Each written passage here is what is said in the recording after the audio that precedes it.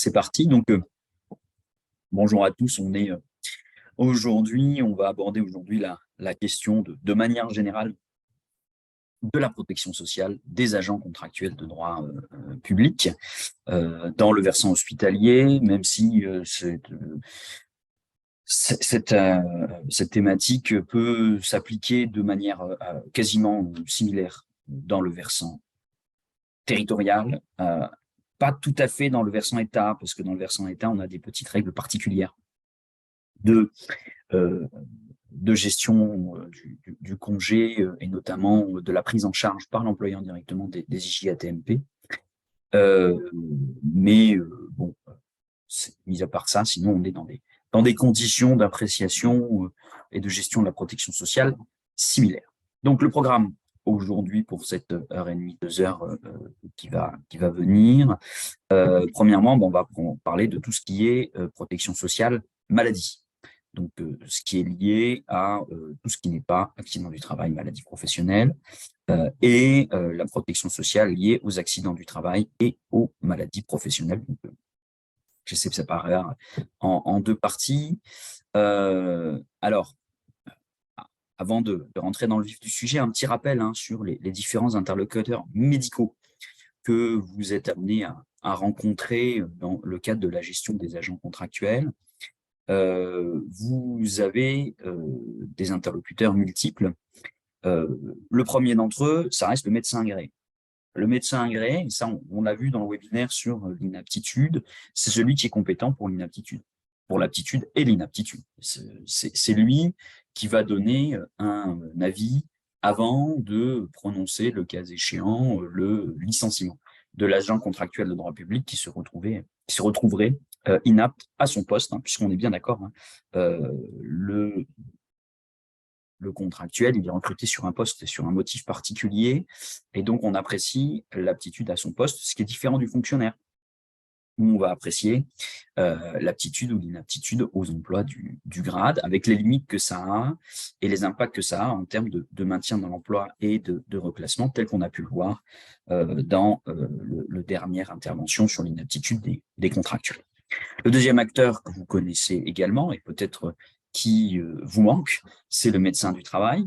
Médecin du travail qui, je vous le rappelle, a une compétence pour vérifier la capacité de l'agent à exercer sans risque important pour son état de santé sur le poste tel qu'il est organisé par l'employeur. Donc, il est vraiment sur l'appréciation de la capacité d'exercice des fonctions de l'agent sur son poste. Dans le cadre de la protection sociale des agents contractuels de droit public, vous avez un nouvel interlocuteur qui va arriver, c'est le médecin conseil de la sécurité sociale.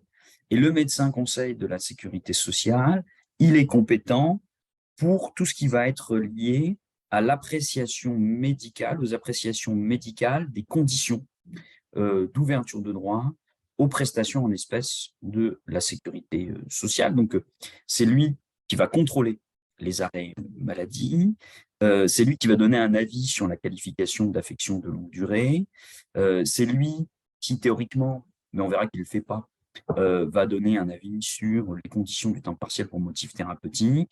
C'est lui aussi qui va apprécier le taux d'IPP dans le cadre de la procédure ATTMP, soit pour l'octroi d'une rente, soit pour la prise en charge d'une maladie hors tableau, où il faut un taux d'incapacité permanente partielle prévisible d'au moins 25%, mais on y reviendra. C'est lui qui est compétent. Pourquoi? Tout simplement parce que le régime de protection sociale des agents contractuels de droit public, comme on l'a vu la dernière fois, c'est le régime de la sécurité sociale pour l'ensemble des risques. Les risques maladie, maternité, décès, accident du travail, maladie professionnelle et invalidité. Donc, c'est lui aussi, et on l'a vu, on le reverra aujourd'hui, qui va donner un avis sur les conditions d'ouverture de droit de la pension d'invalidité du régime général, avec une perte de capacité de gain d'au moins 2/3. Par contre, il n'est pas du tout compétent pour se prononcer sur l'aptitude. On peut tout à fait avoir un médecin conseil de la sécurité sociale qui va dire qu'un agent, un assuré, un agent contractuel, en tant qu'assuré, du régime général de la sécurité sociale a une perte de capacité de gain d'au moins 2/3, remplit les conditions pour avoir une pension d'invalidité de 2e catégorie, c'est-à-dire en théorie incapable d'avoir une activité salariée, et pour autant que j'ai un médecin agréé qui me dise que l'agent est apte à reprendre. Il est peut-être apte à reprendre à temps partiel, puisque je vous le rappelle, le bénéficiaire d'une pension d'invalidité devient bénéficiaire de l'obligation d'emploi, ce qui lui permet d'avoir un temps partiel de droit et de pouvoir continuer son activité professionnelle.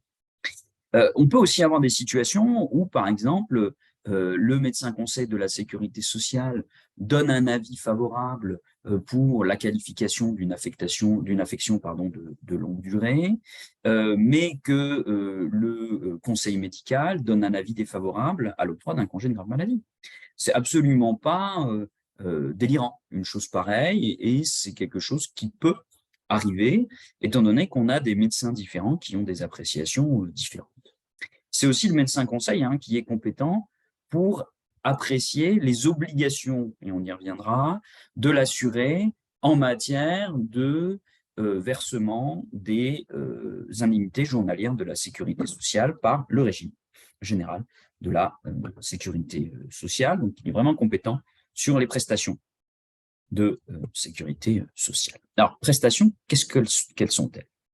C'est ce qu'on va voir dans cette première partie liée à la protection sociale maladie. Donc, tout ce qui n'est pas lié à un accident du travail, de trajet ou une maladie contractée en service, ma langue a fourché avec le statut des fonctionnaires, une maladie professionnelle ou reconnue d'origine professionnelle. Donc là, on est sur tout ce qui n'est pas lié au travail. Donc, c'est la situation d'une personne qui est malade et qui va bénéficier du coup d'un revenu de remplacement, les IJSS, les indemnités journalières de sécurité sociale, maladie, et également du fait de son statut de contractuel au titre du décret 9155 d'un maintien de rémunération pendant une certaine période en fonction de son ancienneté. Bien entendu, il va falloir articuler les deux. Mon agent, il ne va pas bénéficier à la fois d'un maintien de rémunération et des IJ.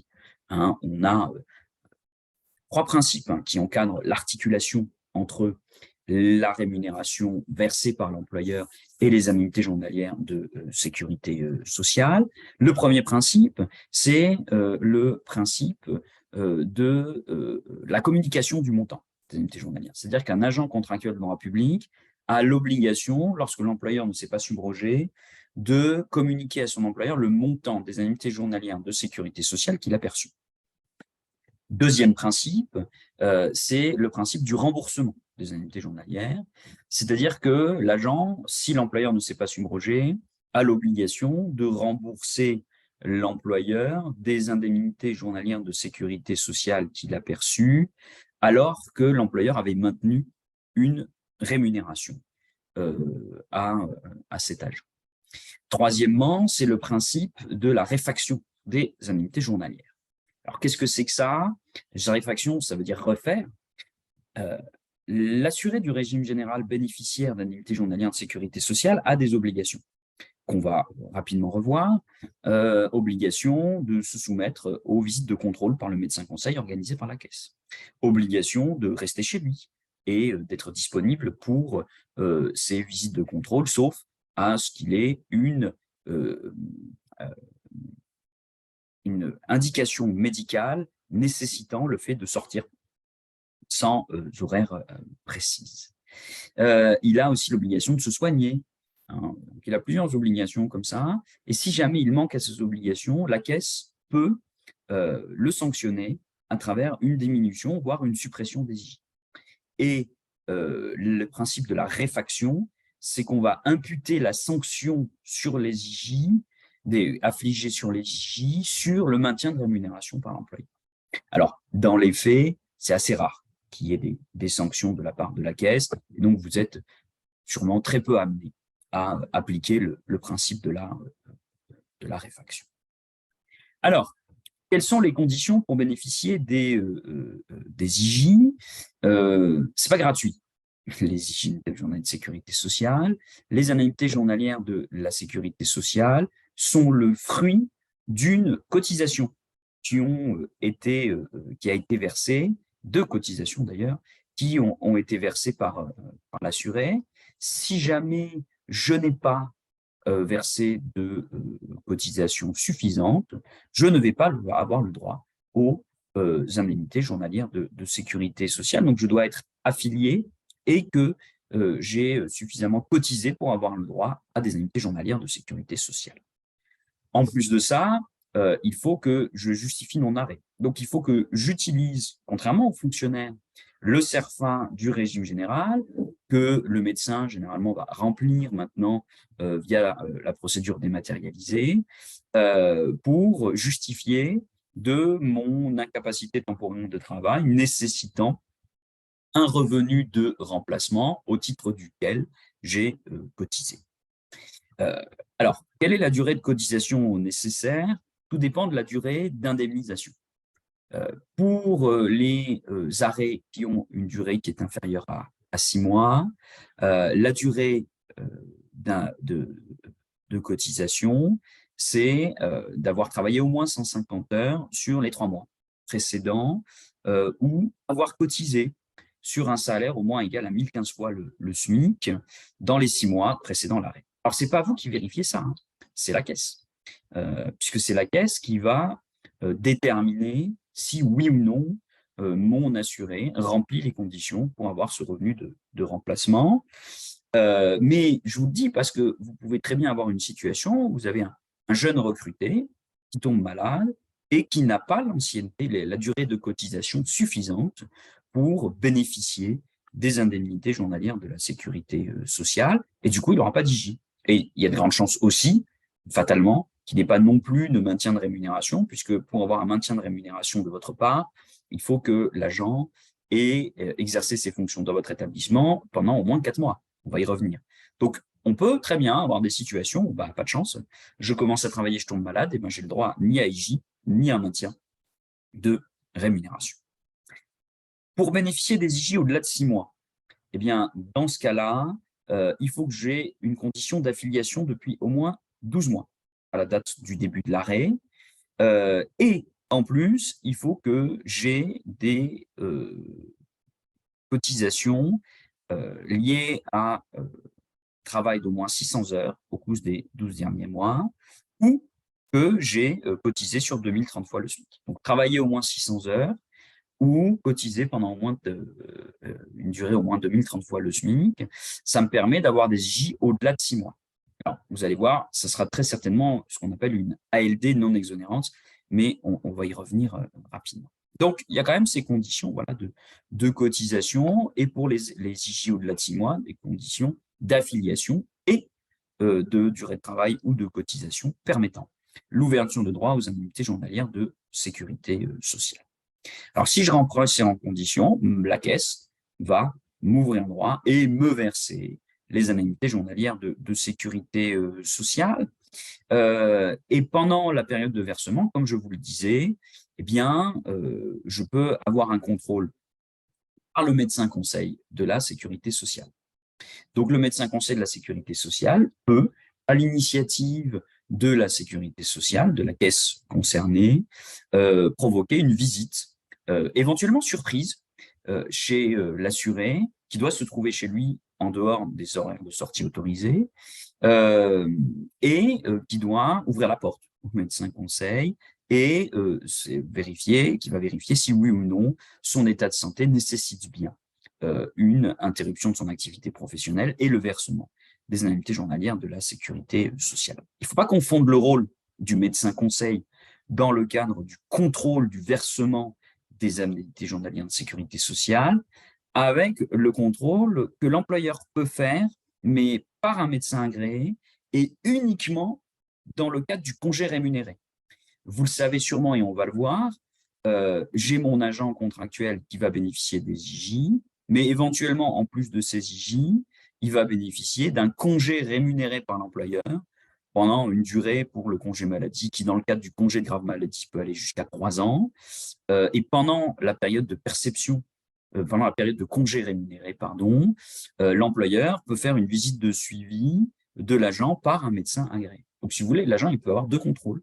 Un contrôle par le médecin conseil de la caisse sur le versement des IJ et un contrôle par l'employeur via le médecin agréé. Mais seulement pendant la partie du congé rémunéré. Alors, l'assuré du régime général, comme je vous le disais, il doit se soumettre au contrôle, respecter les prescriptions médicales et, y compris auprès de la caisse, ne pas exercer d'activité non autorisée. Normalement, je dois arrêter les activités professionnelles pendant la période de perception des indemnités journalières de la sécurité sociale. Donc, on a, vous voyez, deux interlocuteurs différents qui vont verser des droits différents, qui ne se cumulent pas, qui s'articulent, avec donc deux potentialités de contrôle. Alors, pendant combien de temps sont versés les IJ? Au régime général, il y a une différence entre ce que j'ai appelé la maladie dite ordinaire et de l'autre côté, l'affection de longue durée. Pour la maladie ordinaire, vous allez voir que c'est différent du fonctionnaire, c'est 360 indemnités journalières, puisque l'indemnité journalière, elle est journalière. Donc, on la verse en termes de jours. Ce qui veut dire que d'un mois sur l'autre, je peux ne pas avoir le même montant d'indemnité journalière. Si j'ai un mois à 30 jours, j'aurai 30 indemnités journalières. Si j'ai un mois à 31 jours, 31. Si j'ai un mois à 28, 28. Plus éventuellement le nombre de jours qu'il y a d'arrêt dans le mois, puisque si j'ai travaillé une partie du mois, j'ai que les jours, avec, on va y revenir là, la carence. Donc, c'est 360 indemnités journalières calculées sur une période de référence de 3 ans. Donc, sur 3 ans, j'ai le droit à 360 indemnités journalières. Cette appréciation se fait par année glissante, par 3 ans glissants. Un petit peu comme pour les fonctionnaires avec le congé maladie, sauf que les fonctionnaires, c'est une période glissante d'un an. Donc, si vous voulez quelqu'un qui a eu 360 indemnités journalières de sécurité sociale d'affilée, qui reprend le travail, il ne peut pas avoir un DSJ s'il retombe à nouveau malade, sauf s'il a une infection de longue durée. Donc, on apprécie sur ces 3 ans le nombre de ces 360 IJ, sauf, du coup, dans le cas où j'ai une affection de longue durée. Et donc là, l'affection de longue durée, c'est 3 ans à partir de la date d'arrêt. On va revenir à cette notion d'affection de longue durée. Donc, vous voyez que la durée maximum de versement des IJ d'affilée, c'est 3 ans, en fait. C'est 3 ans, sauf dans le cadre du temps partiel pour motif thérapeutique. J'y reviendrai sur cette question-là, parce que il y a un vrai problème d'articulation entre le statut du contractuel en tant qu'assuré du régime général au regard du temps partiel pour motif thérapeutique et la rédaction du décret 91-155, nouvelle formule, qui me semble un peu contradictoire. Le temps partiel pour motif thérapeutique, c'est le fait de rallonger la durée de perception des IJ d'un an. Mais il peut commencer avant l'épuisement des droits à IJ. En fait, le temps partiel pour motif thérapeutique, il peut durer 2 ans dans le cadre d'une maladie ordinaire, voire 4 ans dans le cadre d'une affection de longue durée.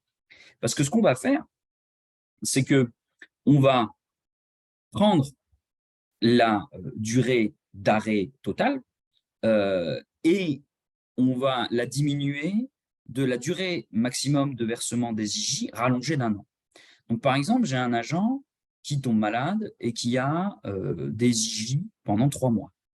Il reprend, certificat du médecin traitant dit reprise à temps partiel pour motif thérapeutique, l'agent reprend à temps partiel pour motif thérapeutique. Ce temps partiel pour motif thérapeutique pourra durer les 9 mois restants d'IJ, entre guillemets, maladie, plus 1 an.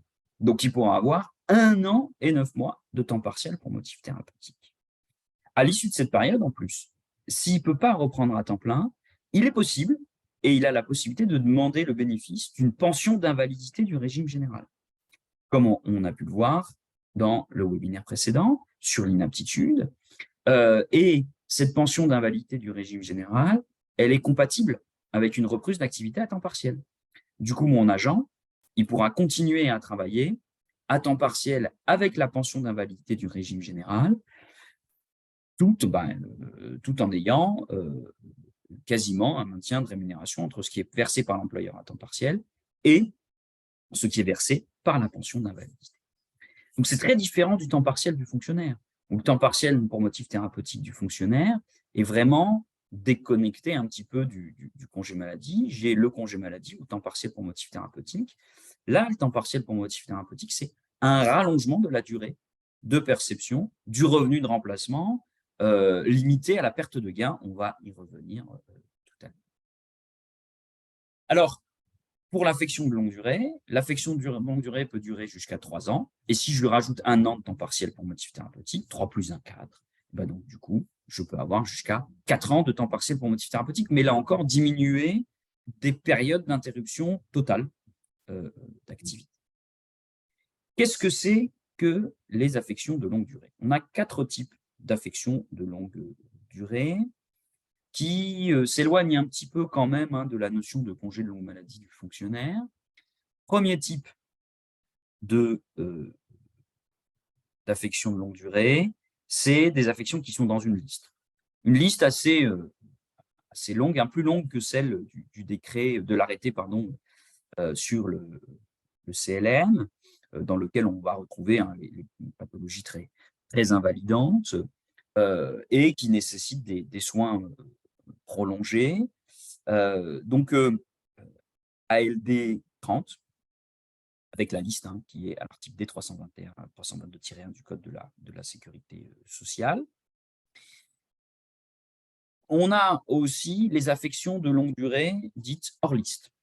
Donc là, c'est une pathologie particulièrement invalidante qui n'ont pas dans la liste des ALD 30, mais qui comporte un traitement prolongé d'une durée prévisible supérieure à 6 mois et une thérapie particulièrement coûteuse. Donc, par exemple, une malformation congénitale des membres, l'épisode d'embolie pulmonaire à répétition, la maladie de Paget, une dégénérescence maculaire liée à l'âge, un asthme particulièrement chronique. C'est un petit peu les affections hors liste du CLM.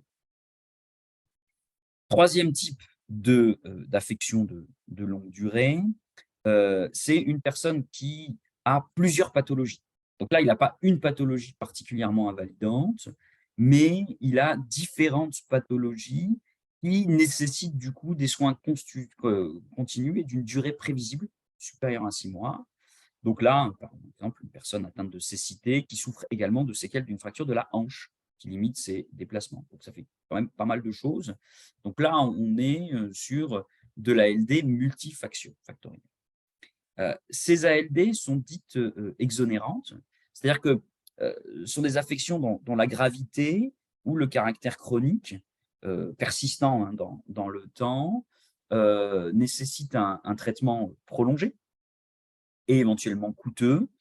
Dans ce cas-là, on a un remboursement à 100% des frais sans ticket modérateur dans ces 3 types d'ALD. Donc, on a ensuite la 4e type d'ALD, c'est l'ALD non exonérante. Alors là, pour le coup, on a le ticket modérateur et autres, c'est ce qui permet d'avoir des IJ au-delà de 6 mois. C'est ce qui permet d'avoir des IJ au-delà de 6 mois. La durée prévisible est supérieure à 6 mois. Et donc, on peut avoir un arrêt de plus de 6 mois et aussi de bénéficier des frais de transport liés à l'ALD, puisque les personnes qui ont une affection de longue durée ont le droit aux frais de la prise en charge des frais de transport. Donc, voilà, ça, c'est la définition ALD permettant d'avoir donc des IJ au-delà d'1 an pour aller jusqu'à 3 ans. Alors, justement, on parle d'IJ, c'est combien les IJ? Alors, de manière simple, parce qu'il y a plein de cas particuliers, le calcul des IJ, c'est le salaire brut des 3 mois précédant l'arrêt. Donc, c'est sur l'attestation employeur nette entreprise que vous devez remplir ça et mettre donc, le salaire des 3 mois. Il y a aussi une case sur les rémunérations qui ne sont pas mensuelles. Bon, c'est assez rare chez les contractuels, mais bon, ça peut arriver. Les salaires bruts des 3 mois qui précèdent l'arrêt divisé par 91,25. Alors, pourquoi 91,25? Tout simplement parce qu'il y a en moyenne 91,25 jours dans 3 mois.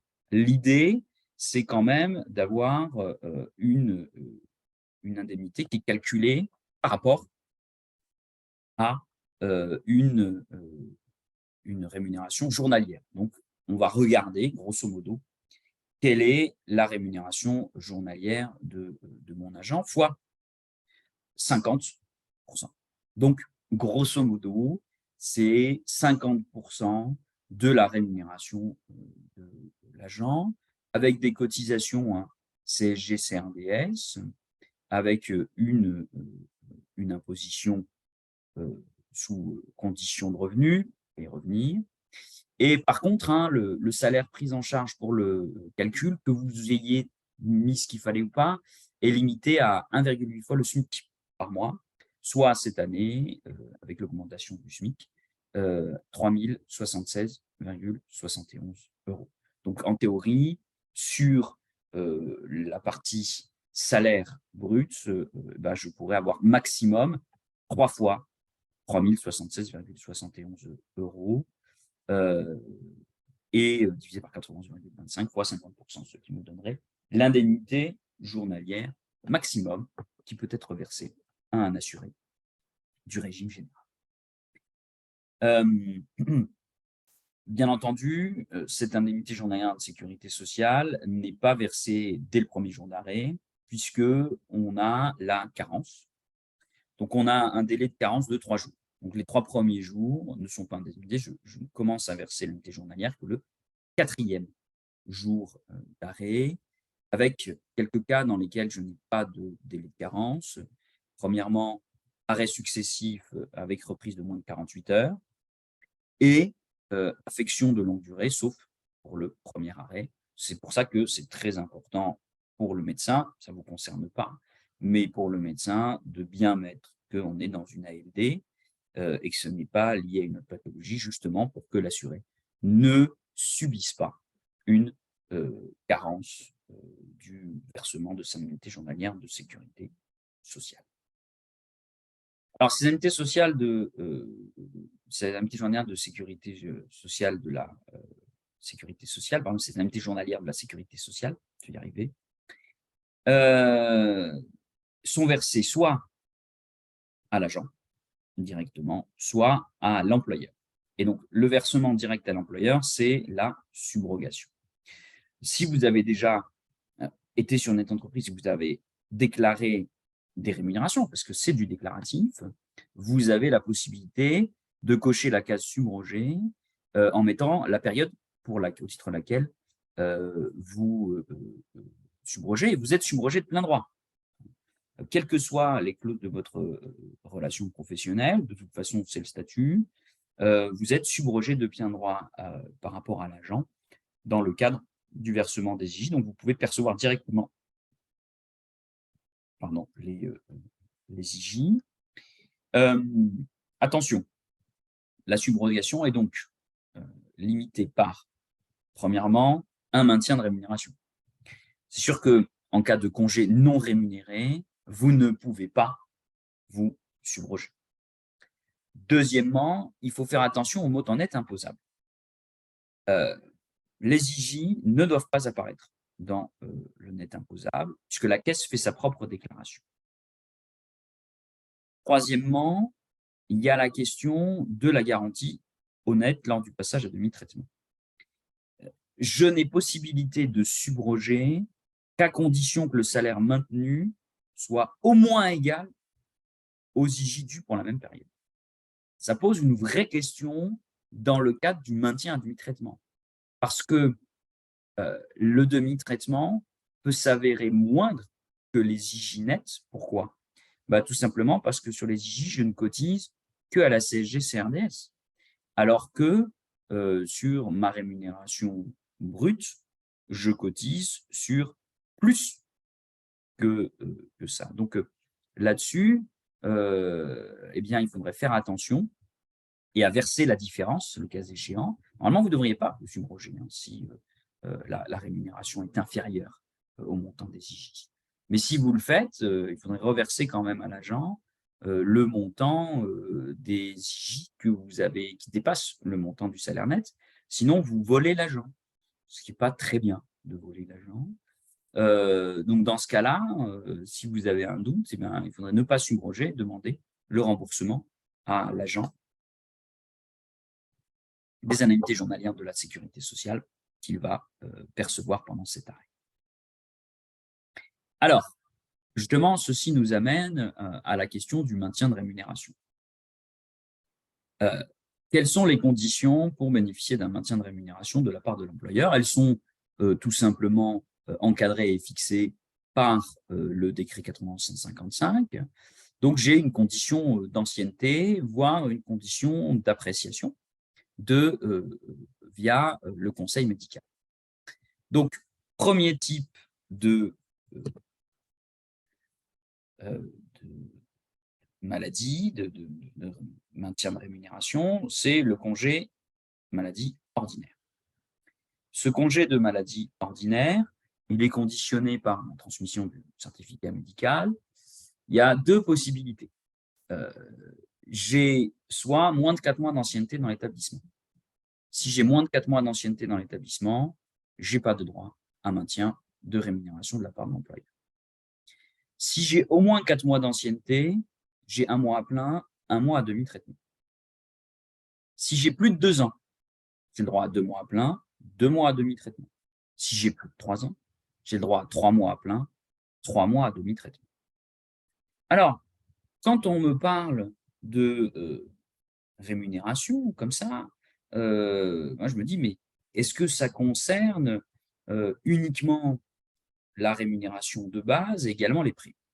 Là, on retombe sur la problématique de la structuration de la rémunération des agents contractuels, puisqu'il y a une certaine liberté vis-à-vis de l'employeur sur la structuration. Il y en a qui donnent des rémunérations globales forfaitaires, il y en a qui donnent une rémunération de base, et il y en a qui, avec des primes, il y en a qui donnent, qui vont calquer la structuration de la rémunération sur celle des fonctionnaires. Du coup, moi, cette notion de plein ou de demi-traitement me pose problème. D'abord, parce qu'on est une certaine rupture d'égalité. Si je prends un agent contractuel qui a une rémunération globale forfaitaire, on prendrait toute la rémunération. Si j'ai un agent contractuel qui a une rémunération de base équivalente à un indice, pourquoi pas rattacher à un échelon, faisant référence plutôt à un échelon d'un corps de fonctionnaires, plus des primes, est-ce que je verse des primes? Bon, il n'y a pas de réponse claire à cela. Il y a une réponse à l'État dans le décret du 26 août 2010 qui nous dit que quand on est en congé maladie, on maintient les primes, et quand on est en congé de grave maladie, on suspend les primes. Maintenant, moi, en absence de texte précis, j'aurais tendance à être assez large et à maintenir les primes, parce que le texte ne dit rien, si ce n'est parler de traitement. Et comme je vous l'ai dit, on n'a pas la même chose en fonction de l'employeur et de la structuration de sa rémunération. La période de maladie ordinaire s'apprécie sur une période de 12 mois consécutifs, lorsqu'elle est continue, ou au cours d'une période comprenant 300 jours de service effectif, lorsque j'ai une utilisation discontinue de ces jours, ce qui revient un petit peu à appliquer un petit peu la même idée que la période de référence mobile que pour le fonctionnement. Le congé de grave maladie, donc là, il faut une pathologie particulièrement invalidante, et il faut saisir le conseil médical en formation restreinte qui donnera un avis sur le caractère particulièrement invalidant de la pathologie de l'agent. Et du coup, là, ça part du jour de la première constatation médicale, un petit peu comme le congé de longue maladie. Si mon agent a au moins 3 ans d'ancienneté, eh bien, il aura 1 an à plein traitement, avec l'effet rétroactif, et 2 ans à demi-traitement, avec une possibilité de réouvrir des droits après 1 an de reprise, un petit peu comme le congé de longue maladie. Bien entendu, l'ensemble de ces congés sont indépendants des conditions de versement. Enfin, ce congé de grave maladie est indépendant des conditions de versement des indemnités journalières de la sécurité sociale affection de longue durée, qui peut être ne pas être versé par la caisse, hein, mais vous ayez un avis favorable au congé de grave maladie. Alors, cette ancienneté, comment elle est appréciée? Normalement, l'ancienneté est appréciée à compter du premier jour du recrutement dans l'établissement, quel que soit le motif de recrutement, et à partir du moment et on va prendre les recrutements anciens, à partir du moment entre 2 périodes de contrat, j'ai pas, une période d'interruption de contrat supérieure à 1 an si elle était du fait de l'employeur ou si elle était supérieure à 4 mois, si elle est supérieure à 4 mois, si elle est du fait de l'agent. Par exemple, j'ai un agent qui est recruté, pour quel qu'en soit le motif, pour, 6 mois. On arrive en fin de contrat, je lui propose un renouvellement, il le refuse. Et puis, il fait sa vie pendant, 3 mois et j'ai à nouveau besoin de lui, il postule à nouveau, il revient. Et ben là, il a déjà 6 mois d'ancienneté. Donc on reprend son ancienneté parce qu'entre les 2 périodes de contrat, chez vous, il n'y a pas d'interruption supérieure à 4 mois. Par contre, s'il fait sa vie pendant 6 mois et qu'il y a une interruption supérieure à 4 mois, là, je ne reprends pas son ancienneté pour apprécier les conditions d'ouverture de droit au congé maladie rémunéré par l'employeur. Autre exemple, j'ai un agent qui est recruté pendant 1 an sur un motif de vacance de poste. À la fin, je finis par trouver un fonctionnaire. Je refuse donc le renouvellement du contrat. Et puis, mon agent fait sa vie. Et 9 mois plus tard, il postule à nouveau chez moi en tant que contractuel. Il est à nouveau recruté. Et ben, son ancienneté d'1 an est reprise puisqu'il n'y a pas d'interruption supérieure à 1 an entre la fin de son dernier contrat et la reprise de son activité chez moi. Ça, c'est vrai que c'est pas toujours bien piloté par les établissements parce que ça veut dire qu'il faut connaître, et avoir les moyens de connaître le motif de rupture, du contrat de l'agent avec l'établissement.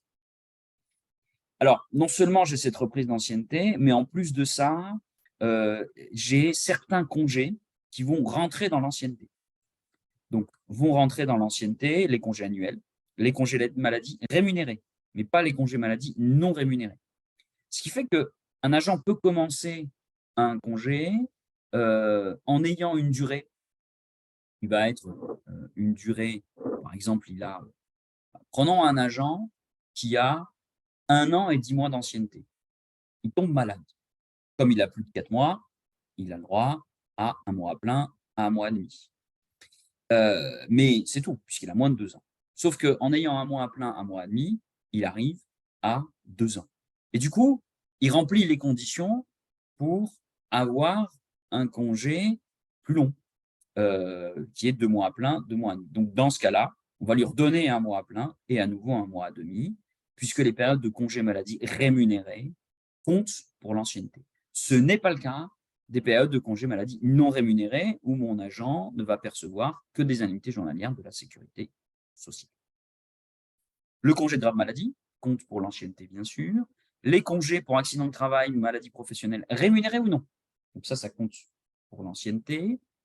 Les congés maternité et d'accueil de l'enfant, le congé de formation syndicale, le congé de formation du cadre militaire de la jeunesse, congé pour formation professionnelle, VAE et compagnie, congé de représentation, congé de solidarité familiale, congé de procédant, congé pour raison de famille, congé de présence parentale, congé pour service national et le petit nouveau, le congé parental dans la limite d'une durée de 5 ans sur l'ensemble de la carrière dans l'établissement.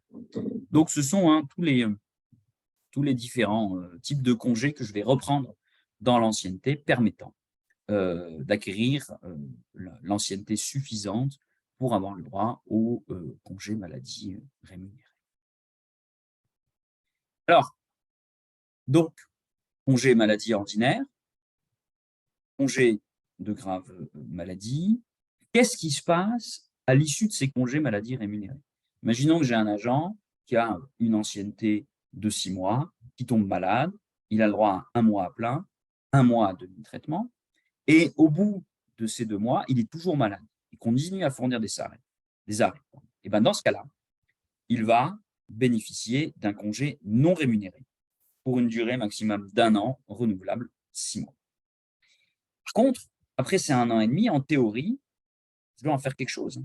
C'est-à-dire que soit en cours de congé maladie, mon agent arrive en fin de contrat et je refuse le renouvellement de contrat, soit je le licencie.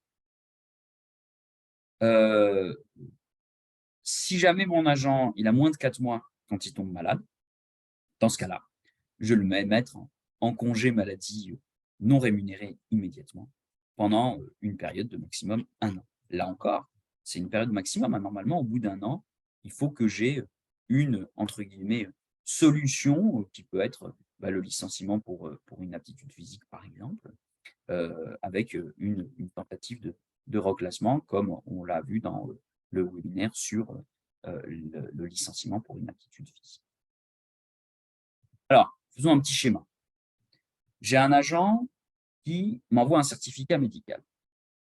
Bon, je fais ma déclaration nette entreprise pour qu'il puisse bénéficier des IJ, mais d'un point de vue statutaire, moi, en tant qu'employeur, qu'est-ce que je fais? Je vérifie son ancienneté dans les conditions qu'on vient de voir. Depuis le premier recrutement, à partir du moment où il n'y a pas d'interruption de contrat supérieure à 4 mois ou 1 an en fonction de qui est à l'origine de la rupture de contrat. Et s'il a l'ancienneté suffisante, je vais lui verser une rémunération, lui octroyer un congé rémunéré, s'il a une ancienneté insuffisante. Dans ce cas-là, je peux directement demander l'avis d'un médecin agréé sur son aptitude ou sur son inaptitude. Et dans le cas où il a une aptitude totale, eh bien, le licencier ou, s'il a une inaptitude temporaire, donc, lui octroyer un congé sans traitement pour une durée d'1 an, période pendant laquelle, s'il a suffisamment cotisé, s'il a été affilié suffisamment longtemps, eh bien, il va pouvoir bénéficier des indemnités journalières de la sécurité sociale versées par la caisse, généralement chez vous, la caisse primaire d'assurance maladie. Si mon agent a une ancienneté suffisante pour avoir le droit à un congé rémunéré, eh ben, je vais lui verser un congé rémunéré de 2 mois, 4 mois, 6 mois et congé de grave maladie de 3 ans maximum, à l'issue duquel je vais saisir un médecin agréé et je vais me poser la question de son aptitude. S'il est apte, je reprends. S'il est inapte total, je peux lancer la procédure de licenciement. Si jamais il est inapte temporaire, je vais le mettre en congé sans traitement pour une durée d'1 an, prolongeable, 6 mois, période pendant laquelle il va percevoir soit les IJSS de la sécurité sociale, soit éventuellement la pension d'invalidité si d'aventure il ne remplit pas les conditions pour avoir une ALD, ou si d'aventure il a eu une ALD, mais qu'il a épuisé ses droits à la sécurité sociale en matière de maladie. Le versement de la pension d'invalidité étant conditionné généralement à une demande de l'agent. Alors la caisse, elle peut lancer la procédure immédiatement, mais sinon c'est l'agent qui doit en faire la demande. Encore une fois, la pension d'invalidité n'a rien à voir avec l'aptitude ou l'inaptitude de l'agent. Je peux avoir une pension d'invalidité, éventuellement pendant un temps, dans le cadre d'un congé non rémunéré, et puis derrière, reprendre une activité à temps partiel. Justement, puisqu'on parle de temps partiel, quid du temps partiel pour motif thérapeutique? C'est assez souple au régime général de la sécurité sociale, les objectifs étant les mêmes hein, qu'au régime spécial des fonctionnaires, c'est du maintien ou du retour à l'emploi. Donc, soit le travail est reconnu comme étant favorable à l'amélioration de l'état de santé de l'agent, de l'assuré, soit l'assuré peut reprendre ou continuer à travailler, mais il a besoin d'une réadaptation professionnelle. Quels sont les acteurs? C'est à peu près les mêmes que pour le régime spécial des fonctionnaires. On va y revenir, mais on a bien sûr le médecin traitant qui va faire un certificat de temps partiel. On a le médecin conseil. En théorie, le médecin conseil est censé donner un avis sur l'octroi du temps partiel pour motif thérapeutique. Dans les faits, souvent maintenant, il n'y a pas de position, donc ne l'attendez pas. Et la caisse octroie le temps partiel pour motif thérapeutique sans avoir de contrôle ou de visite chez le médecin conseil. Et puis, le médecin du travail sur les modalités de mise en œuvre du temps partiel pour motif thérapeutique. Alors attention, contrairement aux fonctionnaires, les agents contractuels qui sont affiliés à la CEPAM n'ont pas de maintien de rémunération. Aucune disposition réglementaire ne prévoit pour les agents contractuels de droit public de maintien de rémunération de la personne à temps partiel pour motif thérapeutique. C'est-à-dire que vous recevez le certificat de temps partiel pour motif thérapeutique avec la quotité, et vous mettez l'agent à temps partiel de droit pour motif thérapeutique avec cette quotité, mais vous le rémunérez à hauteur de la quotité exercée. Donc, s'il est à 50%, vous le rémunérez 50%. Si il est à 70%, vous le rémunérez à 70%. Et si la quotité évolue, vous faites évoluer la rémunération de l'agent en fonction de la quotité, mais en aucun cas, vous ne maintenez la rémunération de l'agent contractuel durant la période de temps partiel pour motif thérapeutique. Alors, en théorie, les conditions que j'ai évoquées, c'est satisfaire aux conditions de la sécurité sociale qu'on vient de voir, avoir un certificat médical et donc avoir une prise en charge par la caisse. L'accord d'indemnisation. L'accord d'indemnisation, vous l'aurez. La caisse, elle va le faire. Il n'y aura pas la décision du médecin conseil. Donc, dans ce cas-là, vous mettez l'agent à temps partiel et vous remplissez une attestation employeur.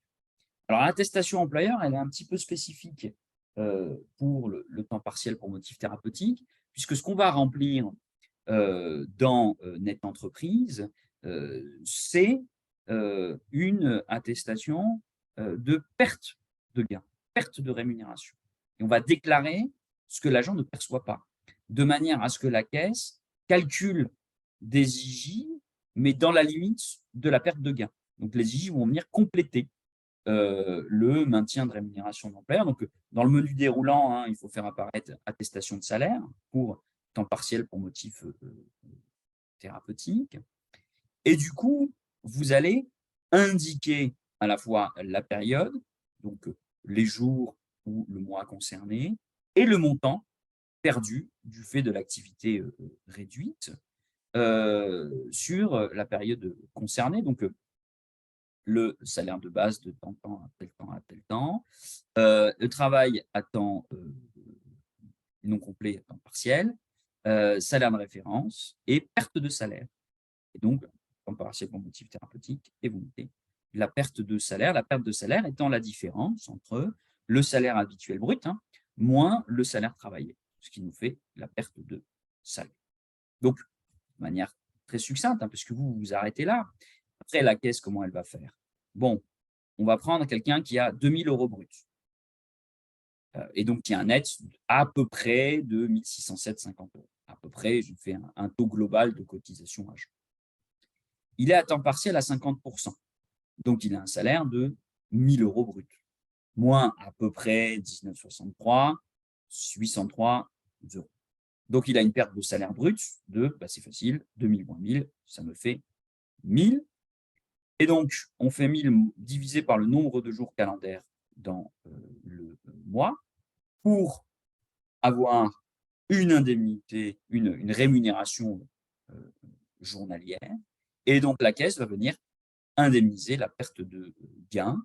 Donc, cette perte de gain, elle est donc de 33,33 € moins la cotisation des IJ fois 30 jours dans le mois, ce qui me fait 932,90 €, ce qui me ramène à peu près au montant du salaire journalier du salaire de l'agent.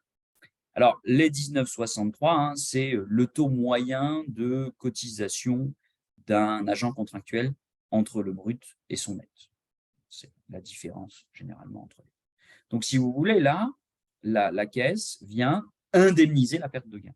Ce qui fait que ma personne à temps partiel pour motif thérapeutique, grosso modo, voit sa rémunération à peu près maintenue pendant la période de temps partiel pour motif thérapeutique. Alors vous, votre boulot s'arrête à la déclaration de la perte de salaire.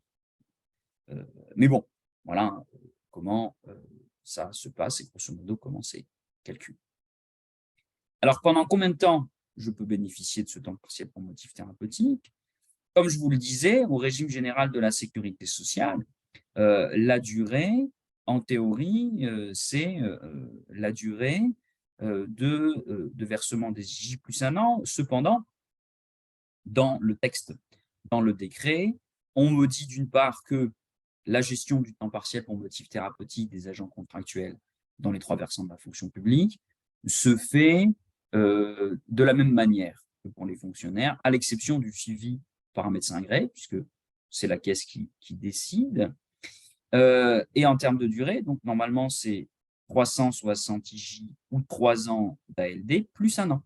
Mais comme je vous le disais, cette période-là fait que je peux avoir une durée de perception des indemnités journalières de la sécurité sociale AT-MP, temps partiel pour motif thérapeutique, pendant une durée qui peut aller jusqu'à 4 ans, moins la durée de perception des IJ 100%, disons, ALD.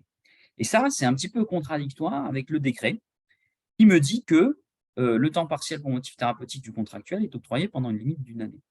Ça voudrait dire qu'on serait dans une situation où j'aurais mon agent contractuel qui aurait le droit à un temps partiel pour motif thérapeutique du régime général de la sécurité sociale qui peut durer jusqu'à 4 ans, mais une limitation du fait du décret de la durée du temps partiel pour motif thérapeutique à 1 an, ce qui me paraît quand même un petit peu incongru, notamment au regard de l'intérêt, de l'objectif de l'octroi du temps partiel pour motif thérapeutique. Donc, il y a beaucoup d'employeurs qui ne font pas la différence et qui, bon, à partir du moment où j'ai un certificat, continuent à mettre l'agent en temps partiel pour motif thérapeutique, d'autant que ce temps partiel pour motif thérapeutique, après l'épuisement des droits, peut être complété par une pension d'invalidité du régime général.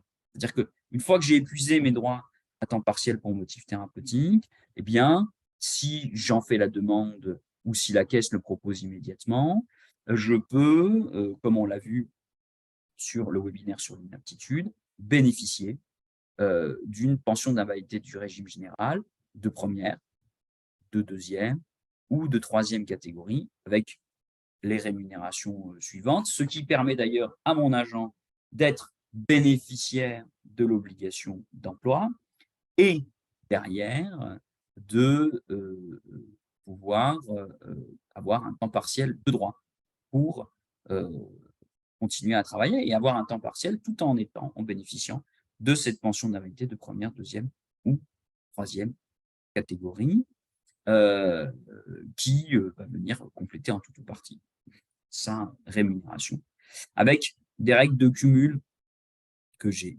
évoquées, qui ont été renforcées, qui ont été allégées pour les agents qui sont en dessous du plafond et qui ont été renforcées pour les agents qui sont au-dessus du plafond, mais ceci est une toute autre histoire.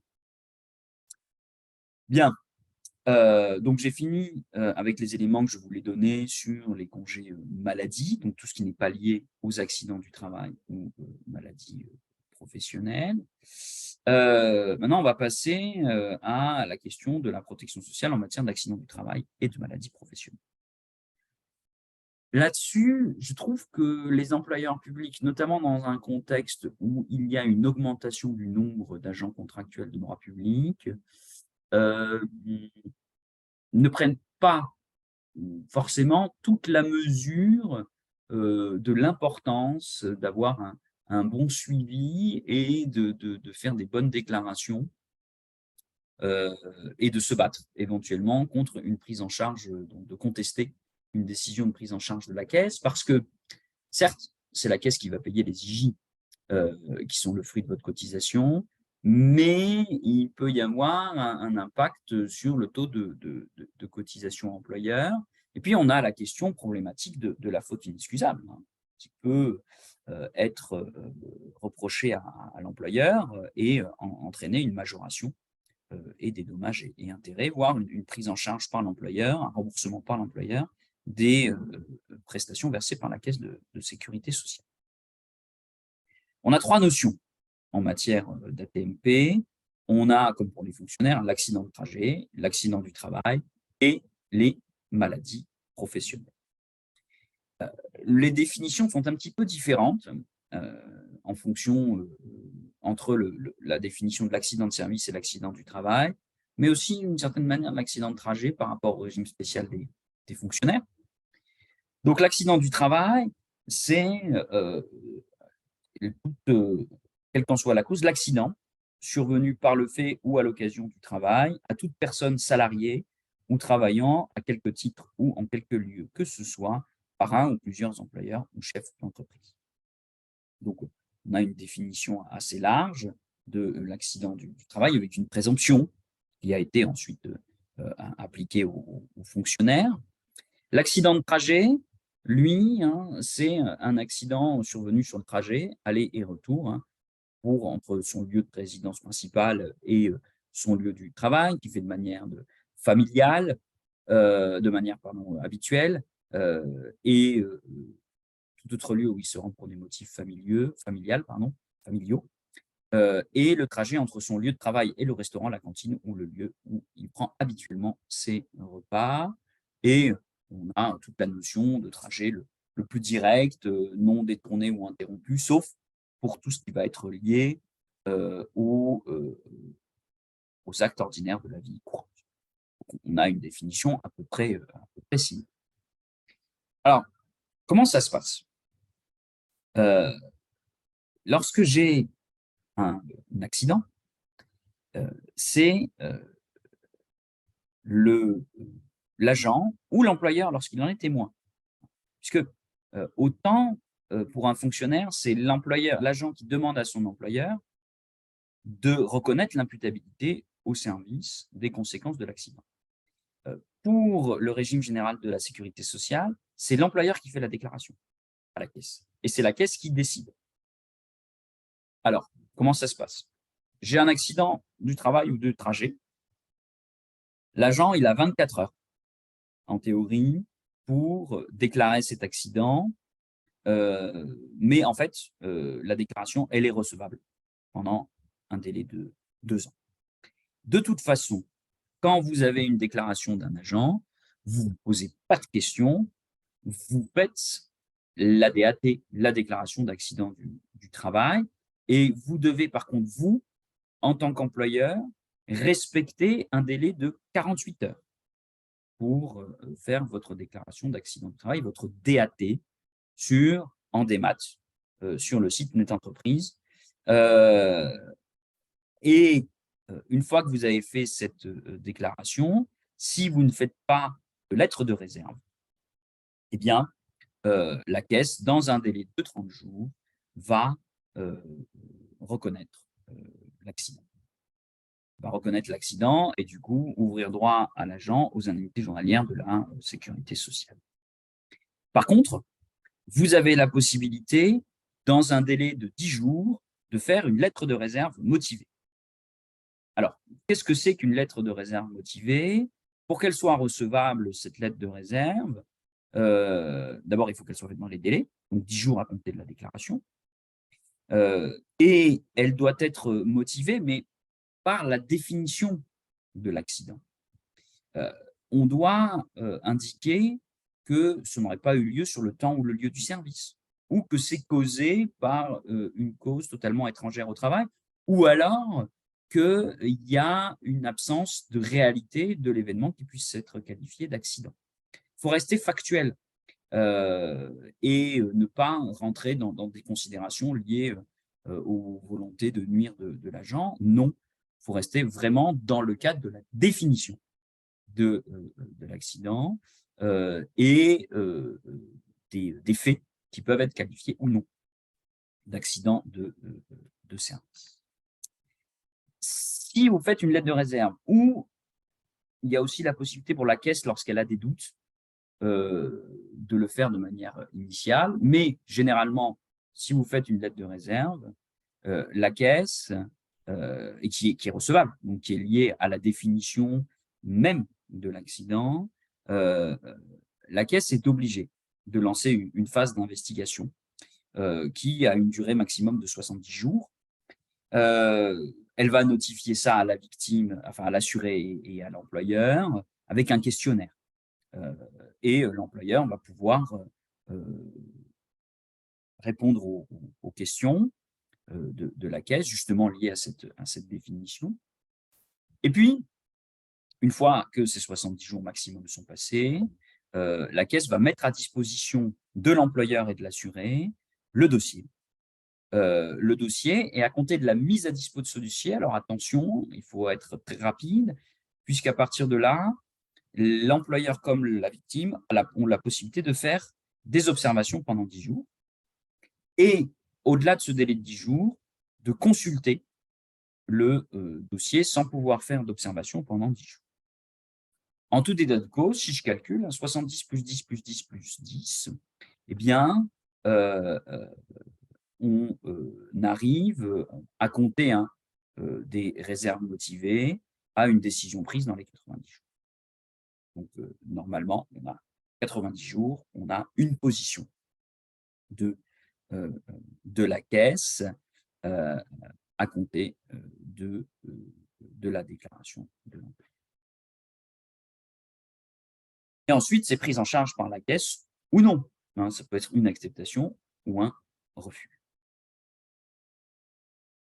Alors, ça, c'est pour les accidents. Maintenant, pour les maladies professionnelles. Pour les maladies professionnelles, on a, comme pour les fonctionnaires, deux situations. Les maladies inscrites au tableau, qui remplissent les conditions du tableau. Donc, dans ce cas-là, eh bien, à partir du moment où j'ai une maladie qui est dans les tableaux, qu'elle remplit bien les conditions du tableau et elle est constatée dans le délai de prise en charge, eh bien, il y a une présomption d'habilité, une présomption de prise en charge, et la caisse va prendre en charge. Si par contre, les conditions du tableau ne sont pas remplies, j'ai bien une maladie du tableau, mais les conditions du tableau ne sont pas remplies, et cette condition du tableau n'étant pas remplie, je dois faire une procédure particulière. Et autre possibilité, j'ai une pathologie hors tableau. Donc là, carrément, la pathologie n'est pas dans la liste des 102 tableaux des maladies professionnelles. Et dans ce cas-là, il faut un lien essentiel avec l'activité et qui est un risque d'incapacité permanente partielle d'au moins 25% de prévisible d'IPP. Donc, on va utiliser une procédure différente. Alors, allons-y sur la procédure pour les maladies professionnelles de manière assez succincte. J'ai mon agent qui va transmettre via son médecin un certificat médical et une déclaration sur CERFA, donc généralement avec son médecin, à la caisse primaire d'assurance maladie. À partir de là, j'ai deux possibilités. Première possibilité, la pathologie est inscrite sur les tableaux. Donc, si la pathologie est inscrite sur les tableaux, la caisse primaire d'assurance maladie va mettre à disposition de l'employeur un questionnaire dans lequel, à disposition de l'employeur et de l'agent, un questionnaire sur les conditions d'exercice des fonctions, l'éventuelle exposition au risque, puisque c'est lié à des expositions, la maladie professionnelle. Et à l'issue de ce questionnaire, la caisse va mener des investigations pendant une durée maximum de 100 jours. Donc, éventuellement, aller sur le site, aller chez l'employeur, faire une enquête pour voir si oui ou non je suis exposé, interroger les gens. Et une fois que cette investigation est terminée, là encore, elle va mettre à disposition de l'employeur et de l'assuré le dossier au titre duquel l'employeur et la victime peuvent faire des observations pendant 10 jours et consulter le dossier pendant 10 jours.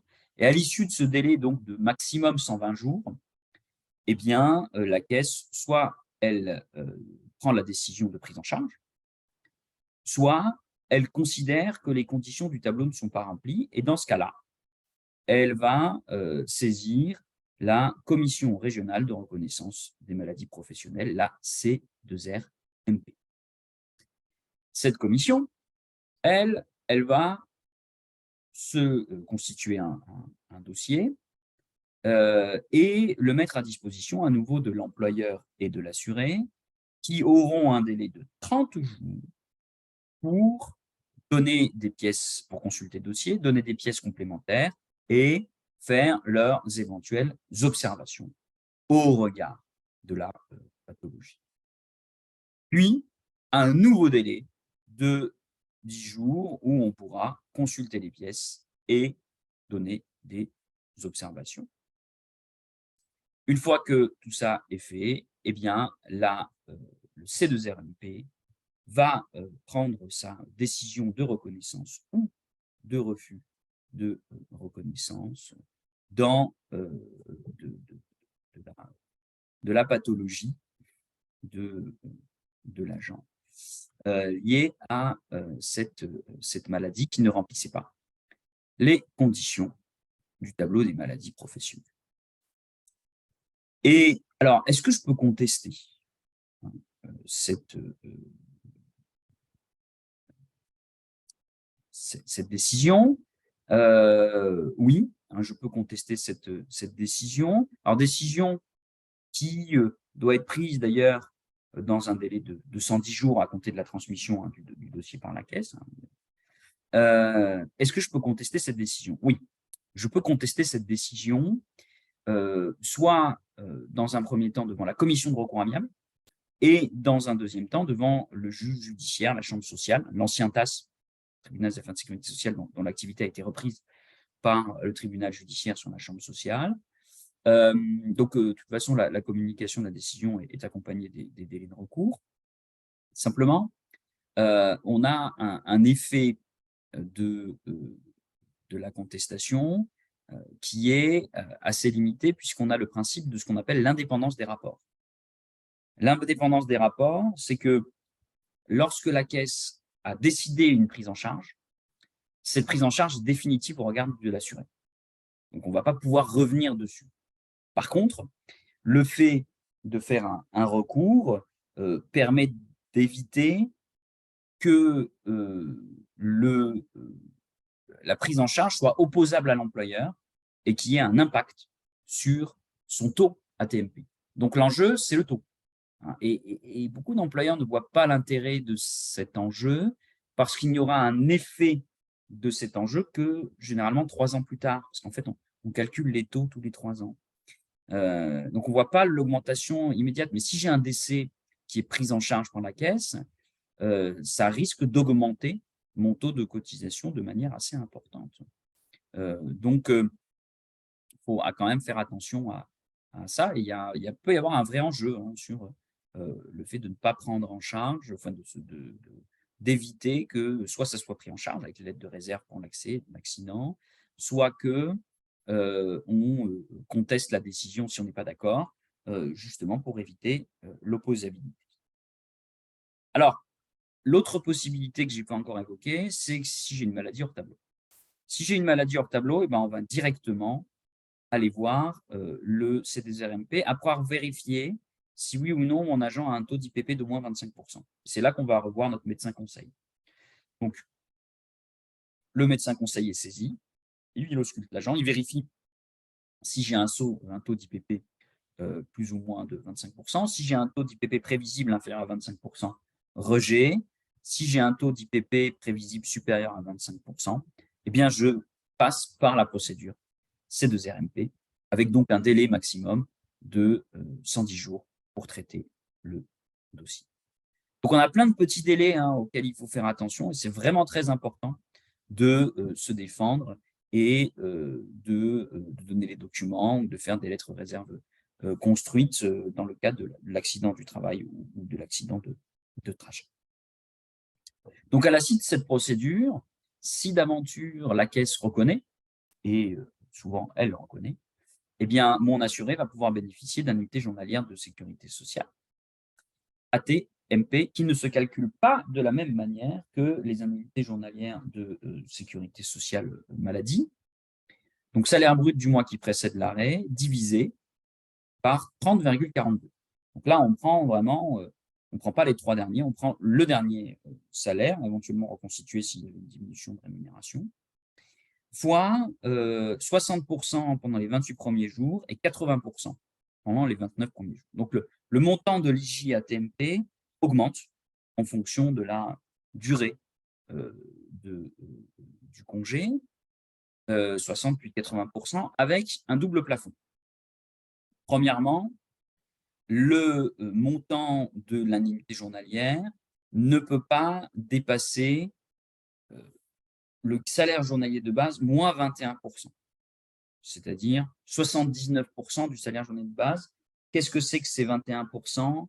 C'est le taux moyen de cotisation entre un brut et un net. C'est vrai qu'il est moins important pour les contractuels de droit public, mais il peut être plus important dans le privé. Donc, c'est un taux moyen de 21%. L'idée, c'est d'éviter que mon assuré se retrouve avec une rémunération supérieure à celle qu'il avait en travaillant. Donc, c'est pour ça qu'il y a cette limite. Deuxième limite, c'est une limite de 0,834% du PASS fois le taux. Donc, si vous voulez, c'est maximum 220,14 € journaliers cette année pour les 28 premiers jours et 295,51 € pour à compter du 29e jour. Du coup, c'est un montant quand même important. Généralement, c'est plutôt le plafond du gain journalier qui vient limiter le montant de l'indemnité journalière, sécurité sociale, accident du travail, maladie professionnelle. Alors, en plus de ça, en fonction de son ancienneté, apprécié dans les conditions qu'on a déjà vues, mon agent va bénéficier d'un maintien de rémunération pendant une période de 1 mois, 2 mois, 3 mois, en fonction de son ancienneté. Si donc mon agent il a le droit à un congé pour AT-MP rémunéré pendant 1, 2, 3 mois, et à l'issue de cette période de 1, 2, 3 mois, eh bien, il va bénéficier des indemnités journalières AT-MP uniquement. Et pareil, pendant la période de maintien de rémunération par l'employeur, on a la possibilité d'avoir la subrogation et de percevoir directement les indemnités journalières de la sécurité sociale de la caisse d'assurance maladie. Alors, ce congé, il dure donc jusqu'à la reprise ou la consolidation. Ça, c'est une différence aussi par rapport aux fonctionnaires, puisque pour le fonctionnaire, le CITI, ça dure jusqu'à la reprise ou la radiation des cadres. Pour le contractuel de droit public, le congé pour AT-MP dure jusqu'à la reprise ou la consolidation de l'agence. C'est-à-dire que la consolidation met fin au versement des indemnités journalières de sécurité sociale. Donc, comme je vous le disais, j'ai le droit à un congé rémunéré pendant 1, 2 ou 3 mois en fonction de l'ancienneté de l'agent, puis non rémunéré jusqu'à la reprise ou la consolidation de l'agent.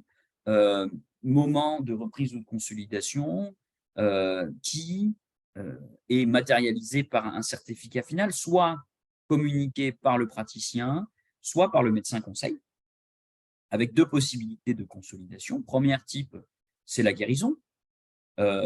Guérison avec retour à l'état antérieur, donc pas de possibilité de rechute, et guérison, mais avec possibilité de rechute. Et dans ce cas-là, on fera la même procédure que de prise en charge. Ou alors, je peux être consolidé avec séquelles. Donc, les conséquences de mon accident entraînent des séquelles. Et du coup, m'ouvrir un droit, le cas échéant, on va le venir, on ouvrira droit à une réparation sur la forme d'une. Alors, est-ce que mon contractuel assuré du régime général peut, dans le cadre de la TMP, bénéficier d'un temps partiel pour motif thérapeutique? Alors oui, c'est pas impossible, mais c'est assez rare parce qu'en fait, le temps partiel pour motif thérapeutique n'est possible que dans la mesure où mon assuré n'est pas consolidé. Une fois qu'il est consolidé, ou guéri bien sûr, il n'a pas le droit au temps partiel pour motif thérapeutique, dont les modalités de mise en œuvre sont similaires à celles du temps partiel lié à un état de santé non lié à un AT et ou à une maladie professionnelle. Alors en termes de réparation, qu'en est-il? Euh, Eh bien, je vais avoir une rente en fonction du taux d'IPP. Si j'ai une incapacité permanente partielle inférieure à 10%, je vais avoir un montant en capital qui est lié au pourcentage et qui est ici un 1, 2, 3, 4, 5, 6, 7, 8, 9. Donc, avec un montant forfaitaire qui évolue au 1er juillet de chaque année. Donc, la dernière évolution, 1er juillet 2022, prochaine, 1er juillet 2023. Et si jamais j'ai un taux supérieur à 10%, eh bien, j'ai une rente qui est liée au salaire et au taux d'IPP, je ne vais pas rentrer dans le détail, et qui va être versée à vie, jusqu'à ce que mon agent décède ou, ou rien. C'est versé à vie.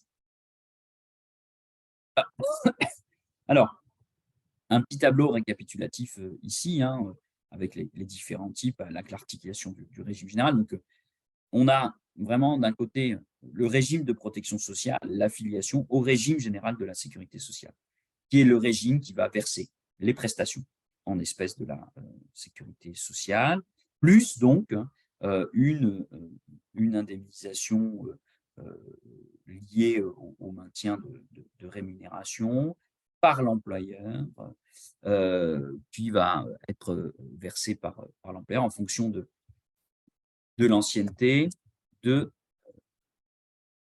l'agent et calculée par rapport aux rémunérations de l'agent.